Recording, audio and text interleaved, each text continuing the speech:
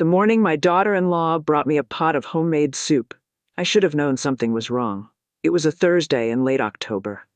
Cold enough for frost on the windshield, but not cold enough for kindness without a reason.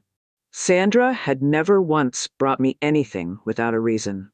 In 11 years of being my son's wife, she had shown up exactly 3 times without being asked.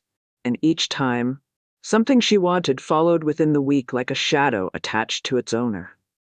But I was 72 years old, and I had buried my husband 9 months earlier, and loneliness has a way of making you reach for warmth the way a plant reaches for light, without asking whether the light is real. So I smiled. I said it smelled wonderful. I ladled it into the same bowls Thomas and I had used for 30 years, the cream-colored ones with the small blue rim. And I sat across from her at my own kitchen table while she talked. She talked about property values. She talked about how the land east of Asheville was appreciating faster than anyone had predicted. She talked about estate planning and the burden of probate and the way taxes could devastate a family if the right structures weren't in place. And I listened. And I nodded. And I told myself she was simply being practical. That was a Thursday. By the following Monday, I understood what the soup was for. My name is Elizabeth S. Holloway. I am 72 years old. I live in a stone farmhouse on 6 acres of mountain land outside Asheville, North Carolina. The same house Thomas and I moved into the spring after our wedding, when the mortgage felt terrifying and the potential felt infinite. We were right about both. We paid it off in 22 years. We planted the orchard in year 3. We buried 2 dogs and raised 1 son in those rooms. And by the time Thomas died, the house had absorbed so much of us that I sometimes felt it breathing when the wind came through the mountain pass at night. Thomas Holloway was not a loud man.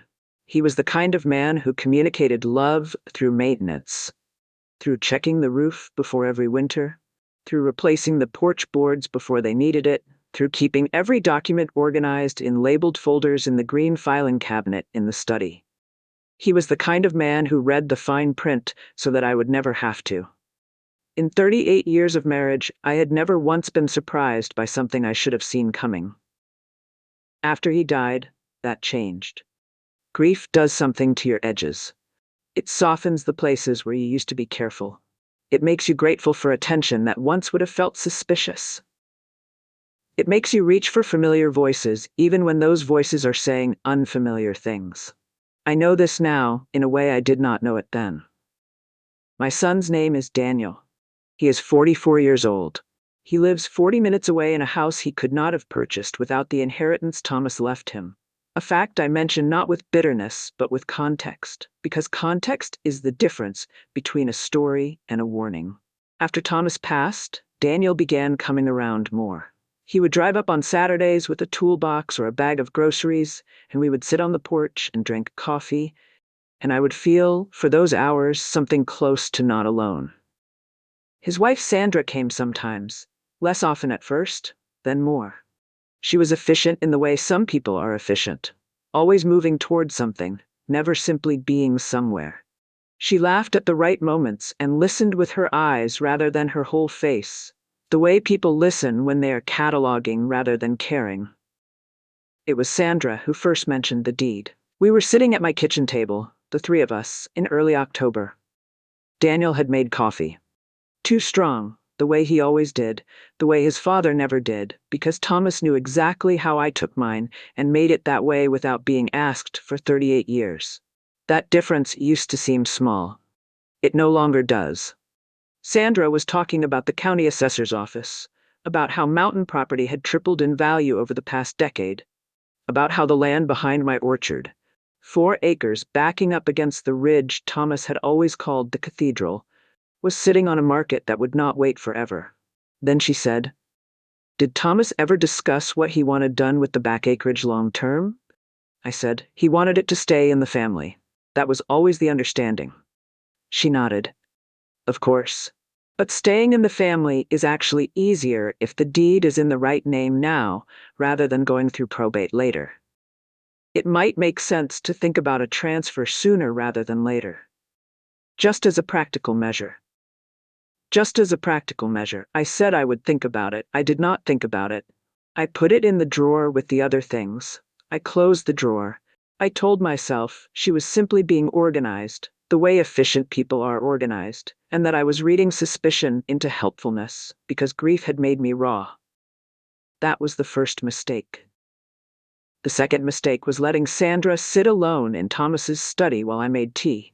She had offered to help sort through his papers, insurance documents, the deed folders, the estate files Thomas had maintained so carefully for decades. I was grateful. I was tired. I had been sorting through his things alone for 9 months, and the exhaustion of it was cellular, the kind that lives in your bones and does not respond to sleep. So I let her in. I made tea. I was in the kitchen for 22 minutes. 22 minutes. I have replayed those 22 minutes more times than I can count. The Sunday that changed everything was the second weekend of November, the first cold Sunday of the season. The kind of morning where the mountains go blue-gray before sunrise and the air has that particular clarity that makes everything look slightly more real than usual. Edges sharper, distances closer, the sky a shade of pale that feels significant. I wore my navy coat, the wool one Thomas had bought me for our anniversary 6 years ago. The one with the deep pockets he knew I preferred because I was always cold and always carrying things. I sat in my usual pew at St. Andrew's Episcopal, fourth from the front, left side, beside the window, with the amber glass that turns everything gold on sunny mornings. The sermon was about discernment, about the difference between wisdom and suspicion, about how the same instinct that protects you can, unchecked, isolate you. I remember thinking it was almost too appropriate. I remember thinking Thomas would have nudged me at exactly that moment with that particular look of his. The one that said, "I'm not saying anything, I'm just noting the timing." After the service, I was standing near the stone wall at the edge of the churchyard, pulling on my gloves, when a woman appeared beside me. I did not know her.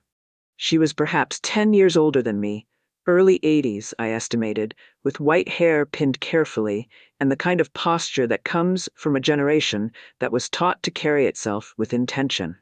She wore a burgundy coat and carried a small leather purse, and looked at me with eyes that had been through something and come out the other side, still clear.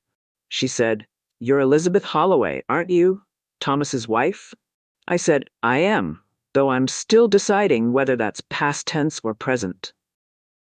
She looked at me for a moment, as if that answer told her something she needed to know. She said, "My name is Margaret Ashworth. My late husband knew Thomas from the Historical Preservation Committee years ago. Good man. Careful man. The kind of man who thought ahead." I thanked her. We stood in the cold for a moment in that particular silence of two women who have both been made widows and recognize each other without needing to say so. Then she reached into her leather purse and took out an envelope. Plain white. My full name written across the front in handwriting I did not recognize. Careful, deliberate, slightly formal, the kind of penmanship that belongs to an older generation. She held it out. When I took it, she looked directly at me, not at my shoulder, not past me, directly at me, and she said, "Don't open this here. Go home. Read it tonight after supper when the house is quiet, and whatever you read, don't call your son before you speak to a lawyer." I said, "What is this?" She said, "Something Thomas would have wanted you to have before Thursday." And then she walked to a dark green car parked along the churchyard wall. She did not look back. She drove away. And I stood there in the cold November light with an envelope in my gloved hands and the mountains going gray-blue in every direction and the feeling, not panic, something quieter than panic, something more like the moment before you understand something that will change the shape of everything. That the world had just shifted beneath my feet without moving at all. I drove home. I made lunch and ate it standing at the counter, because sitting down felt like a decision I wasn't ready to make. I watered the orchid Thomas had kept alive for 11 years on the kitchen windowsill. I called my friend Ruth and talked for half an hour about a book we had both been reading, and my voice sounded entirely normal to me, which I later understood was not composure, but dissociation. The way the mind keeps the body moving while it waits for what is coming. At 8:30 in the evening, I sat down at Thomas's desk. the one in the study where Sandra had sat with Thomas's papers while I made tea, and I opened the envelope. Inside were three things. A letter, written in that same careful hand, 7 pages on lined paper. A photograph of a document, and a smaller envelope sealed with "For Elizabeth only" written across the front in different handwriting. I set the smaller envelope aside. I looked at the photograph first. It was a deed. My deed. My address. The description of my property. The farmhouse, the orchard, the 6 acres, the 4 additional acres backing up against the ridge Thomas called the cathedral. At the bottom, on the signature line, was a signature. It was supposed to be mine. It was not mine. It was close.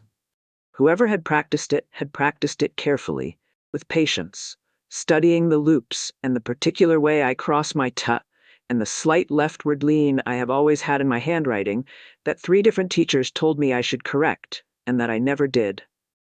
They had studied all of it, they had reproduced most of it, but it was not mine. I knew my own hand the way you know your own face, not because you study it, but because it is simply, fundamentally, you. And this was not me. I set the photograph down and read the letter. The letter was from a woman named Caroline. She was Margaret Ashworth's daughter-in-law, recently widowed herself.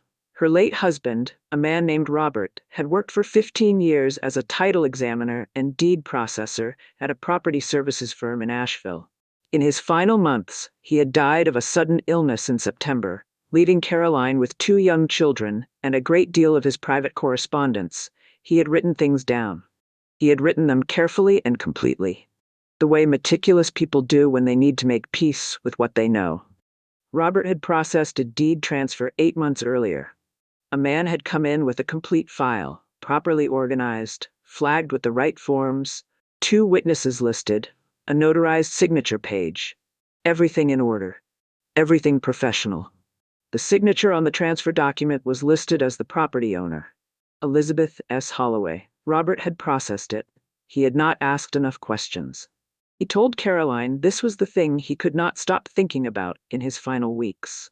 He had not asked enough questions because the man who brought the paperwork was confident and articulate, and the file was immaculate, and in 15 years of processing deeds, he had developed the habit, as careful people sometimes do with routine tasks, of trusting preparation. The deed transfer had been processed. It had not yet been recorded at the Buncombe County Register of Deeds. It was scheduled to be recorded on Thursday. Once recorded, the property, my farmhouse, my orchard, Thomas's cathedral, 38 years of our life, would transfer jointly to Daniel Holloway and Sandra Holloway. Without my knowledge, without my consent, with a signature that someone had practiced until it passed. The name on the intake form for the processing appointment was Daniel Holloway. I read that sentence 4 times. I read it the way you read a sentence that cannot be true and keeps being true no matter how many times you read it. I set the letter down. I sat in the chair where Thomas had sat for 38 years.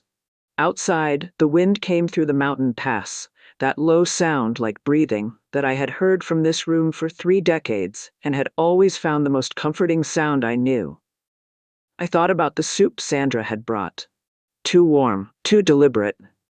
Brought on a day I had not asked for anything from anyone. I thought about the way Daniel had been saying every visit for 9 months, "Mom, this house is too much for one person. Mom, you don't have to manage all of this alone. Mom, we just want to make sure you're taken care of." I had heard that as love. I understood now that it was inventory. He had been looking at everything I had and adding it up. He had been watching grief soften me, and waiting for the moment when soft became signature. The particular cruelty of that, not that he had tried to steal from me, but that he had needed to study me to do it, had watched me carefully enough to copy my handwriting, had sat with me on my porch and drunk my coffee and talked about his father while simultaneously planning to take the land his father had loved, landed in a place inside me that I cannot fully describe. It was not anger, exactly. Anger is clean. What I felt was complicated in the way that grief is complicated, layered, particular, shot through with other things. Love, memory. The specific devastation of recognizing that the attention you had been grateful for was research. I sat in Thomas's chair for a long time, then I opened the smaller envelope. Inside was a single folded page. The handwriting was different from Caroline's, older, more deliberate, slightly uneven in the way handwriting gets when someone is ill, and writing through effort rather than ease. It said, "Mrs. Holloway, my name is Robert Ashworth. By the time you read this, I will be gone, and I am sorry for that. Sorry for what I didn't look closely enough at, and sorry I cannot say this to you in person. The transfer has not yet been recorded. There is still time, but only just. I cannot undo what I processed. I can only make sure you know what was done. Your husband Thomas came to our office once years ago about an easement question. He was the kind of man you remember. He brought the right documents and asked the right questions and said thank you on his way out like he meant it. I don't know if what I'm giving you will be enough. I hope it is. I kept copies of everything. They are with this letter. Use them." Beneath his name, in a separate fold of paper, photocopies, the intake form with Daniel's name, the deed transfer document, the notarization record, the names of both witnesses, a dated receipt. Everything Robert had kept, organized the way meticulous people keep things, as if he had known even then that it would matter. I pressed the pages against my chest. Outside, the wind moved through the cathedral ridge. The same sound it had always made, the same dark shape of Thomas's trees against the November sky. He was still leaving lights on, I thought. Even from wherever he had gone, he was still leaving lights on. I did not call Daniel. I did not call Sandra. I sat with what I knew until the right shape of it became clear to me. Then at 10 o'clock, I called my closest friend Ruth, who had known me for 26 years and who was the kind of person who, when faced with a crisis, became very quiet and very precise. The way certain people do. The ones you want beside you when things are actually serious. I read her the letter. I described the photographs. I described Robert's note. She was silent for a long moment. Then she said, "Elizabeth, you need Thomas's lawyer first thing tomorrow morning, and you need the Register of Deeds the moment their office opens." I said, "I know." She said, "Do you have the lawyer's information?" I said Thomas had used a man named Gerald Warren for all the estate work. His card was in the green filing cabinet, second drawer, labeled Legal Contacts in Thomas's handwriting. Ruth said, "Call him at 8. Don't wait past 8. I said I wouldn't. She said, "Are you all right?" I held the phone and looked around the kitchen, at the cream-colored bowls, at the orchid on the windowsill, at the amber light over the stove that Thomas had replaced 3 times over the years because he always wanted me to be able to see clearly when I was cooking. I said, "I think I will be. I'm not yet." She said she was coming over in the morning. I told her she didn't have to. She said she was coming anyway. That is the kind of friend Ruth is. The kind that doesn't ask permission to show up when you need someone. The kind that just shows up. I have carried that kind of friendship for most of my adult life, and I understand now, at 72, that it is the most valuable thing I have ever accumulated. More than property. More than any deed. I did not sleep. I lay in the bed Thomas and I had shared for 38 years, and I stared at the ceiling and I went back through everything. Every visit, every conversation, every moment I had interpreted as care, and was now re-examining in this new and terrible light. I thought about the afternoon in August when Daniel had asked to borrow my car and returned it 4 hours later, freshly washed and vacuumed, and I had thought, how thoughtful.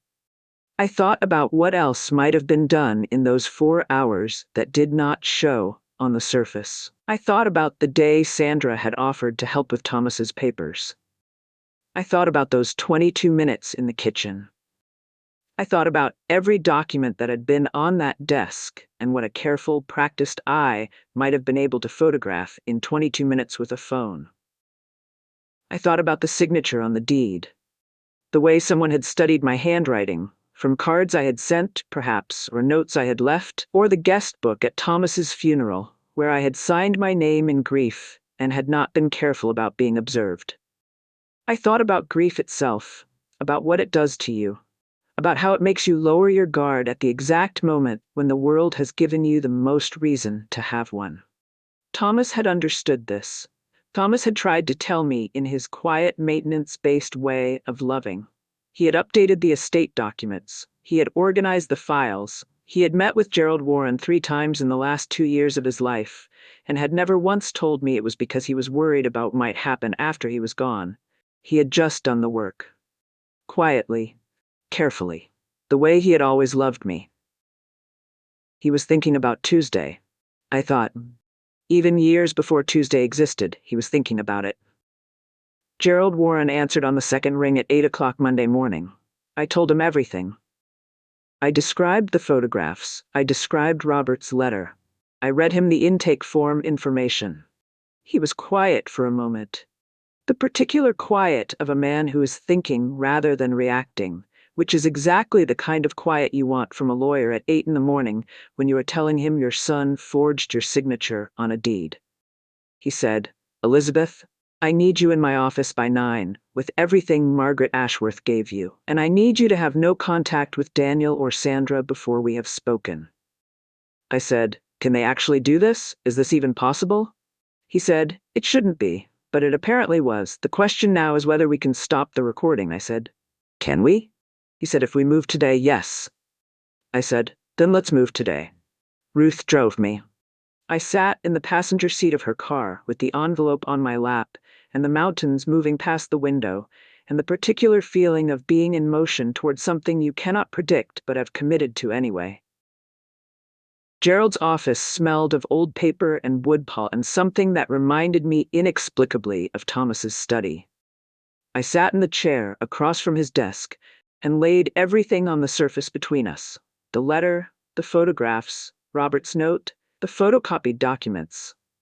I watched Gerald's face as he read. Gerald Warren has been a lawyer for 40 years. He has a face that was trained long ago to remain professionally neutral. But when he looked up from Robert's letter, there was something in his eyes that I recognized. Clean anger.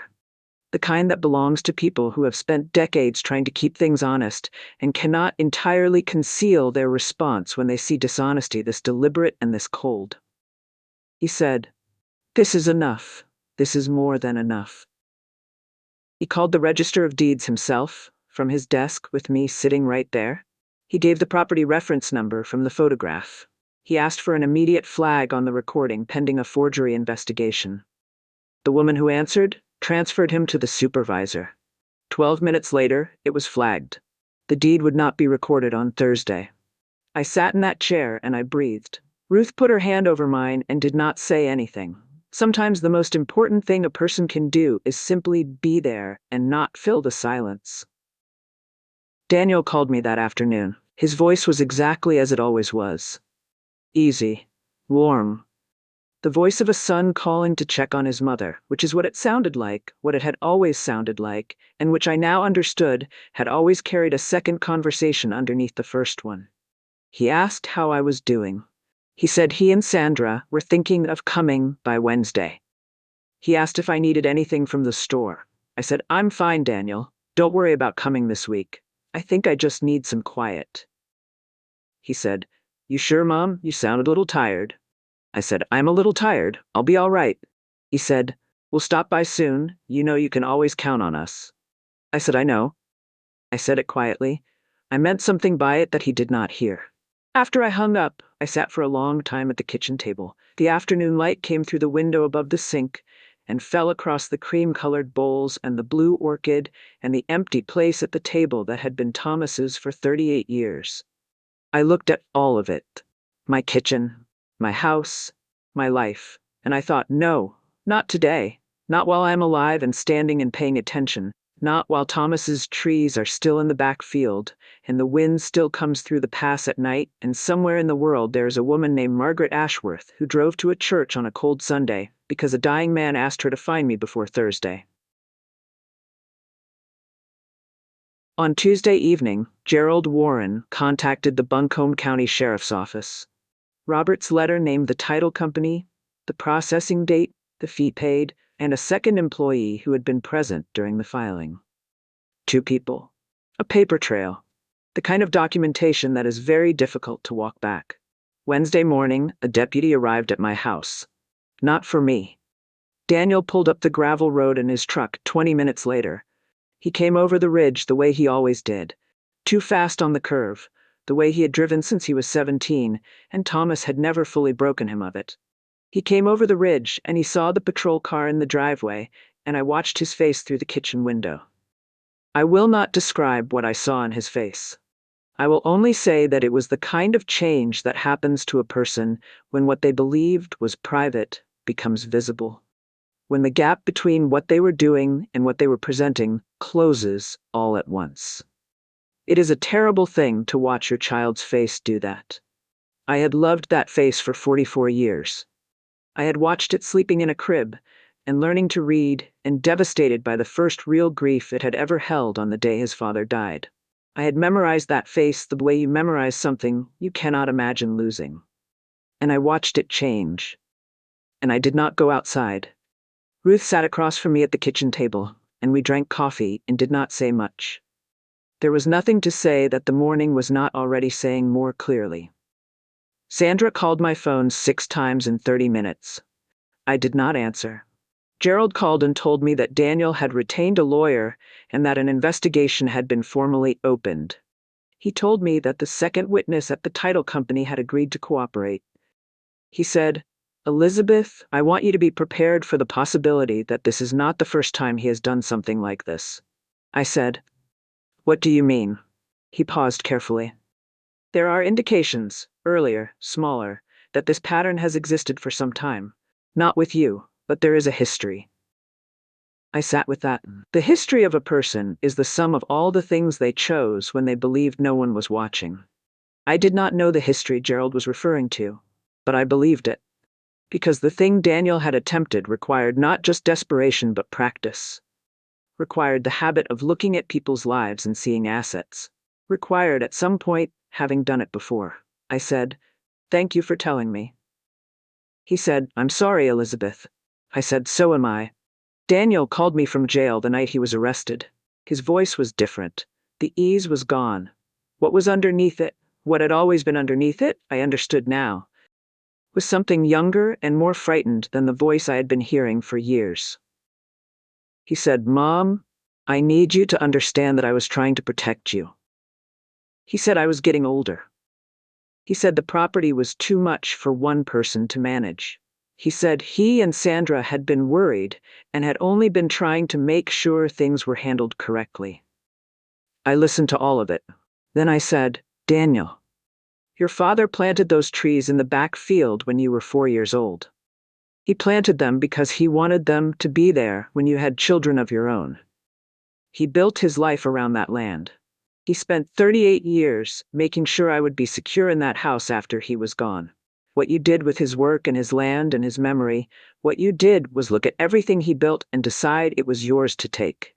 Daniel said, "Mom," I said, "I will not be calling a bail bondsman.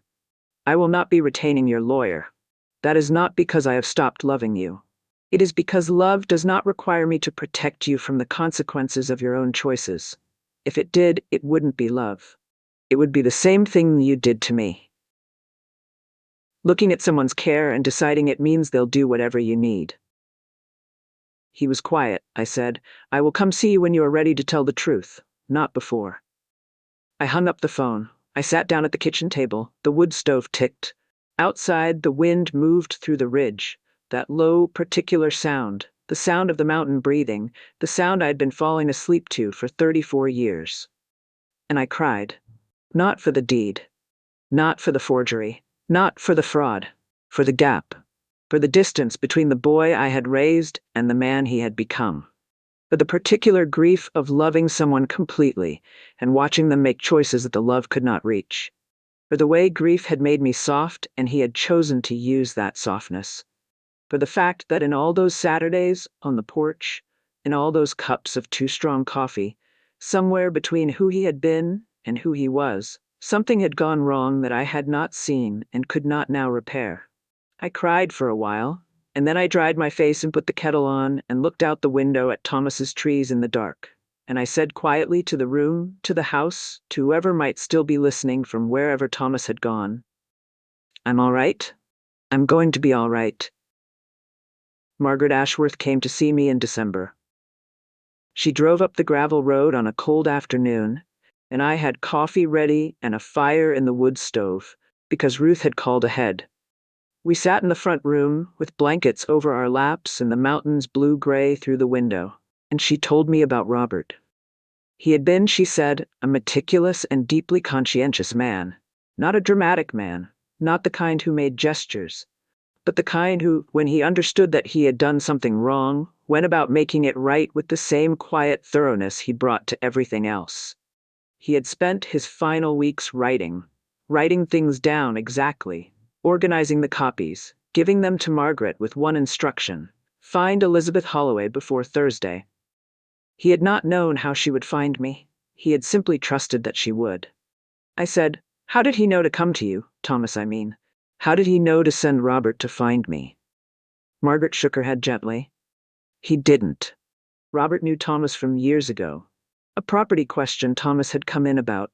When Robert got sick and started writing things down, he remembered Thomas. He looked up the name online and found the obituary and found your name. He told me, find her before Thursday.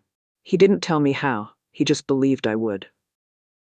I looked out at the back field, at Thomas's trees, bare and dark against the December sky, their shapes familiar to me the way the shapes of beloved things become familiar, not just seen, but known. I said, he was always leaving lights on for me. Even after he was gone, he was still leaving lights on. Margaret said nothing, she just nodded. The kind of nod that means, I know exactly what you mean. I carry that too. We sat in the warmth of the wood stove and drank our coffee and watched the mountains go gray in the early winter afternoon. Daniel pled guilty in March. His lawyer negotiated a reduced sentence in exchange for full cooperation. There were, as Gerald had suggested, other matters that came to light in the investigation. Nothing involving me, but a pattern that stretched back further than I had known. Sandra filed for divorce 3 weeks after the arrest. I was not surprised. I still live in the stone farmhouse on the gravel road. I still go to St. Andrew's on Sundays. I still use the cream-colored bowls with the blue rim. I tend the orchard in the spring the way Thomas taught me, carefully, without hurrying, trusting the trees to do what trees do when you give them what they need. The blue vase is still on the kitchen windowsill. I don't put roses in it anymore. I put in whatever is growing in the yard. Wildflowers in summer, rosemary in winter, the small white flowers from the pear trees in April that Thomas always said smelled like the first day of something. The things that grow without being planned. I have thought a great deal about what I would say to a woman in the position I was in a year ago. A woman made soft by loss, made grateful by loneliness, made trusting by decades, beside a man who understood exactly what trust meant and gave her no reason to question it. I would not tell her to become suspicious of the people who love her. I would tell her this: your life is yours. The house you live in, the land beneath it, the memory of the people who built it with you, these are yours. Grief does not reassign them. Loneliness does not transfer the deed. And the people who would use your tenderness against you are counting on you to forget that. You do not have to be loud to protect what is yours. You do not have to be hard. You do not have to stop trusting. You simply have to remember that trust is something that is earned, that love is something that shows itself in the small and daily things, and that anyone who needs your signature more than your company probably wants one of those things more than the other. Thomas knew this. He could not protect me forever. But he did what careful, loving people do. He thought ahead. He organized the right folders. He worked with the right people.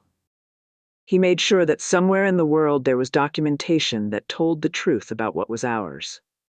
And somewhere in that chain of quiet preparation, a man named Robert had sat with a clear conscience in his final weeks and written things down, and a woman named Margaret had driven to a church on a cold Sunday morning. And I had stood in a parking lot holding a plain white envelope and felt the world shift beneath my feet. And Thomas's lights had stayed on. That is the truest thing I know about love. It does not always announce itself. It does not always arrive in the form you expect. Sometimes it comes in a plain white envelope pressed into your gloved hands by a stranger in a churchyard on the first cold morning of November. Sometimes the light someone leaves on for you keeps burning long after they have gone. And sometimes If you are paying attention, if you are still and quiet enough to notice, you can feel them checking. Even now. Even still. Still checking that you are safe. If this story reached something in you, please share it with someone who needs to hear it.